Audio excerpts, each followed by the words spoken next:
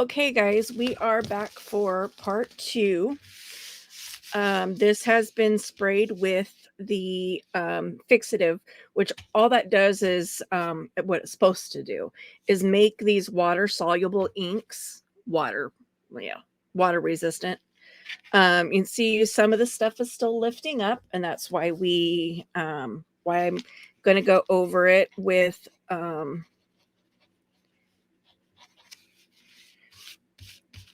a Mod Podge type thing. And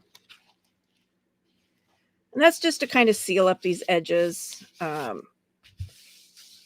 hopefully keep them from lifting in the future.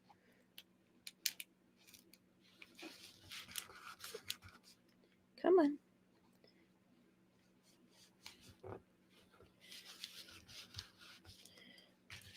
Hold that down for just a second.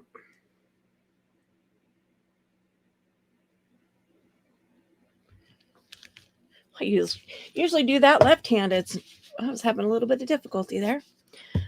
So what I have for this one, I do have a red felt versus blue, like you saw in the other one.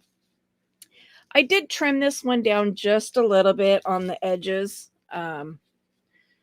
It's very crooked, as I can now see. Those are not the scissors that are going to cut this.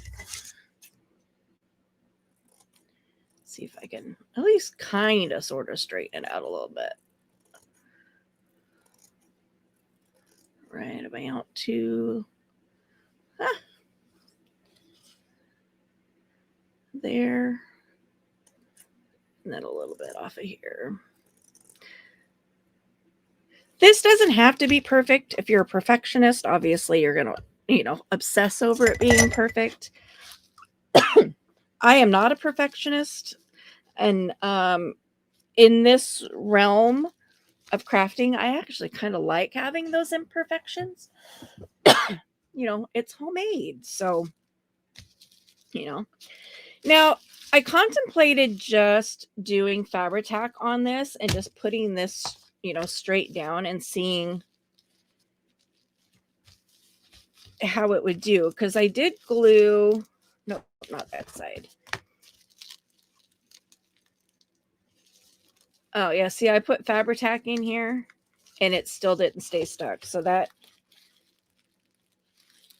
nope, this was the side that I did Fabri-Tac on. But yeah, you can see it didn't stay stuck. So I'm not going to do what I was thinking, which was to just Fabri-Tac straight the felt straight onto this. I'm going to do like I did with the last one and put some paper on here first, just to give it a little bit more something to grab onto.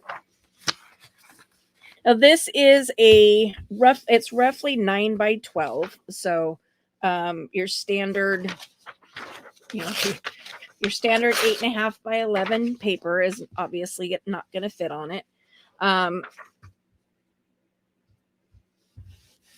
So I just take two sheets of paper. Excuse me. Yeah, let's go this way. I grab my water bottle.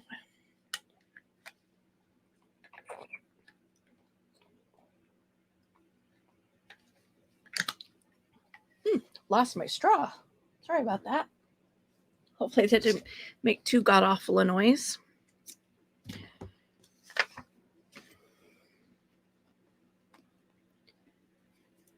Clear my tip. We got airflow. Where am I? About halfway here. And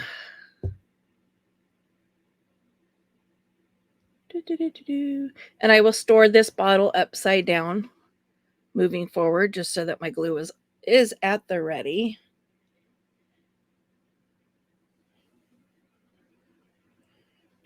Just going around the edges. Just kind of zigzag back and forth. This is just about, adhering the paper to the felts.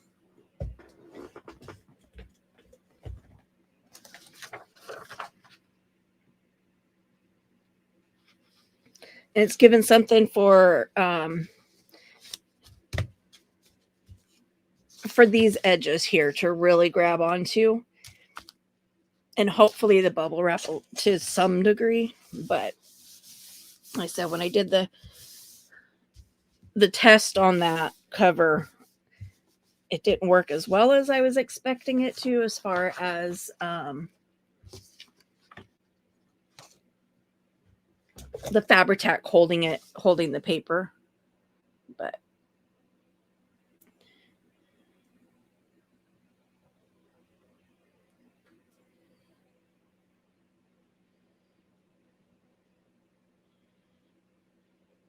now, once you get a good flow of this going, and so it just squeeze and go.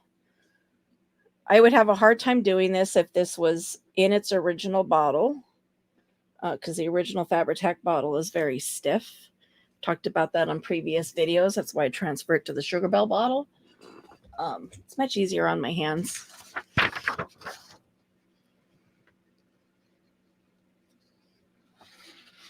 And I'm just going to lay this down. Let that get that kind of stuck on there.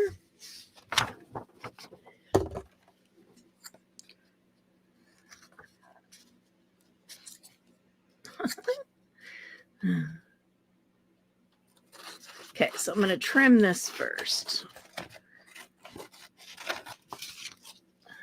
because look, I'm going to need to pull my sewing scissors back out,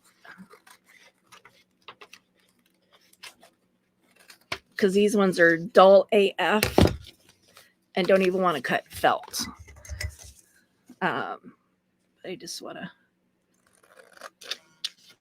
trim this edge.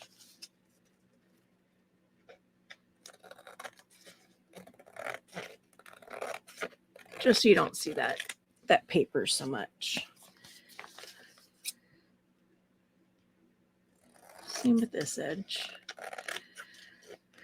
And yeah, unfortunately, I am still cutting paper with my sewing scissors. But there's not a whole heck of a lot of way around that, because it is what it is. It is what it is. Missed the jar. So I should be done with those.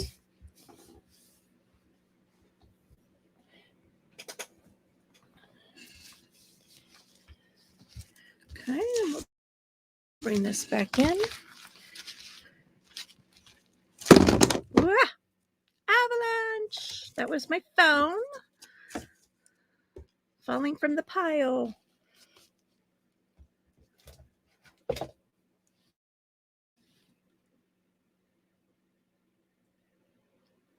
Come on. And again, we're just going to go around the edges.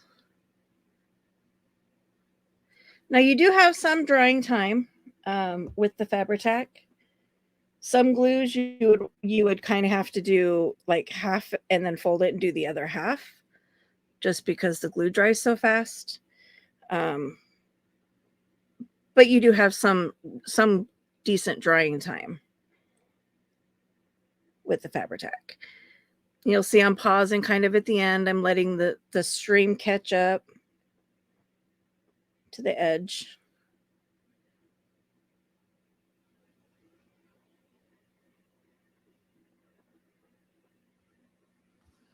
Whew, my hand's getting tired.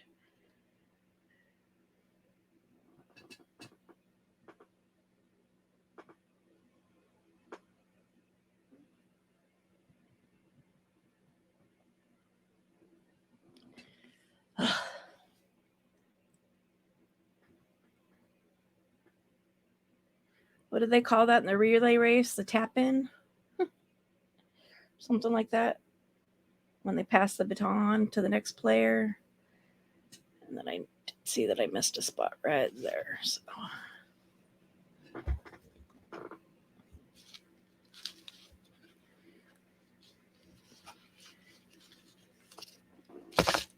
Flip this over.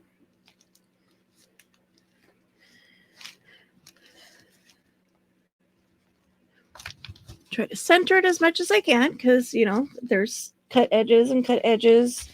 It doesn't go all the way out to the edge, which I personally do on purpose. I like to have a little bit of it showing through. I would like these a little bit closer out to the edges, but again, this was pre-cut. So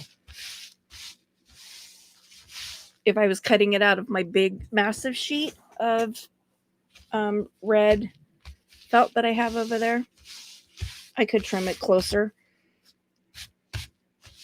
But why cut out if I don't need to, right? It's already, you know, I already have ones that are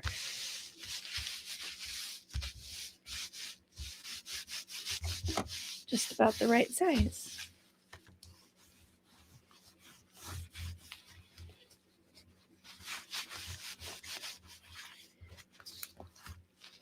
So I will fold it and check in here. These ones are a little further out than I would like I was saying, so I'm not sure.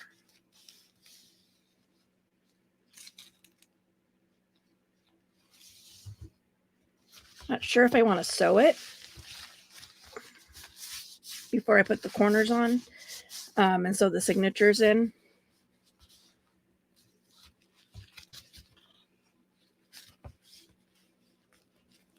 And a lot of that depends on, you know, how well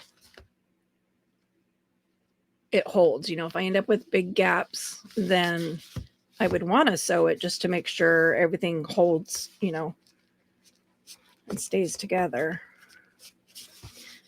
I'm just thinking about, because in order to catch the fleece, the stitch on this side is going to have to be in a ways versus like right along the edge.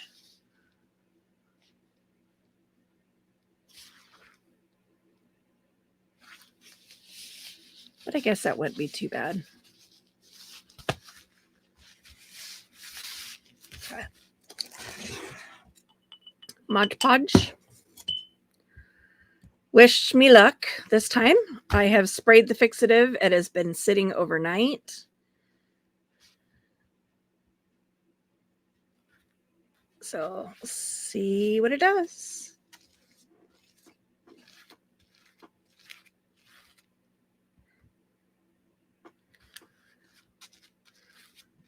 Hopefully it doesn't smear everything like it did last time.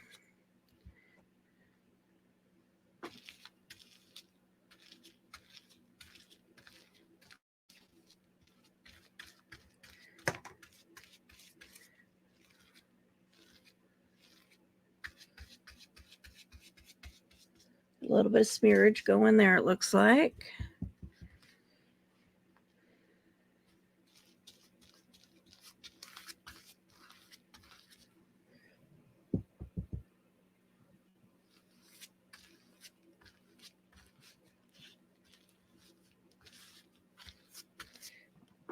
Again, this is about giving, you know, sealing the edges of the collaged pieces. So hopefully they don't lift over time.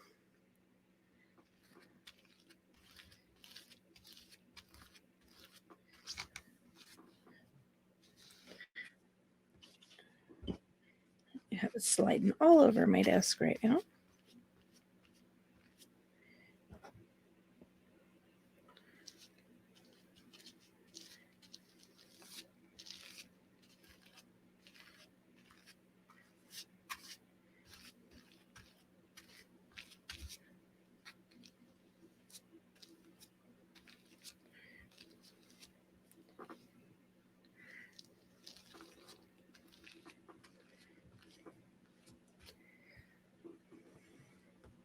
Okay, I do see a little bit of bleeding still going on, even though I do have the fixative on there.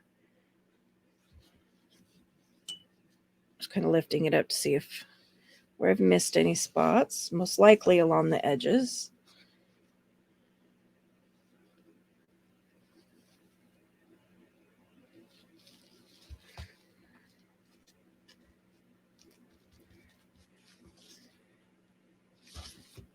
this corner.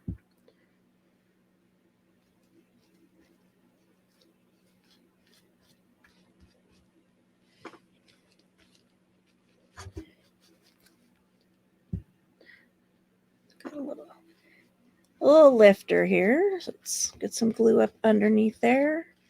Give it a squish down.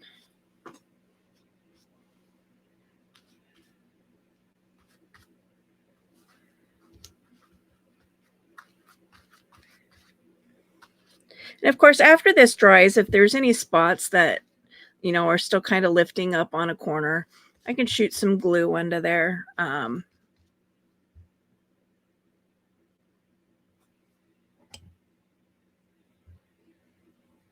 And get that glued, you know, glued down. So there is this cover.